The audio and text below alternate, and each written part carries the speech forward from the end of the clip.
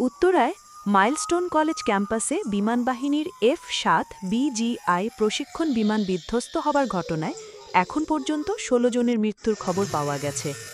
সোমবার বিকাল 4:30টার দিকে জাতীয় বার্ন অ্যান্ড প্লাস্টিক সার্জারি ইনস্টিটিউটে সাংবাদিকদের এই তথ্য জানান প্রধান উপদেষ্টার বিশেষ সহকারী ডাক্তার সায়েদুর রহমান।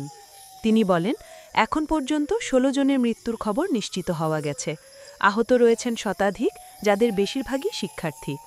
গুরুতর দগ্ধদের জাতীয় burn and plastic surgery institute, Uttara আধুনিক হাসপাতাল, লুবানা জেনারেল হাসপাতাল ও কুয়েত মৈত্রী হাসপাতালে ভর্তি করা হয়েছে। তবে আহতদের মধ্যে ঝুঁকিতে রয়েছেন অসংখ্য শিক্ষার্থী। উত্তরায় মাইলস্টোন কলেজ ক্যাম্পাসে বিমানবাহিনীর একটি প্রশিক্ষণ বিমান বিধ্বস্ত ঘটনায় একদিনের রাষ্ট্রীয় শোক ঘোষণা করা হয়েছে। মর্মান্তিক এই দুর্ঘটনায় নিহত ও আহতদের প্রতি শ্রদ্ধা জানাতে এবং দেশের এই শোকাবহ মুহূর্তে সংহতি প্রকাশে আগামীকাল মঙ্গলবার শোক পালনের সিদ্ধান্ত নিয়েছে অন্তর্বর্তী সরকার।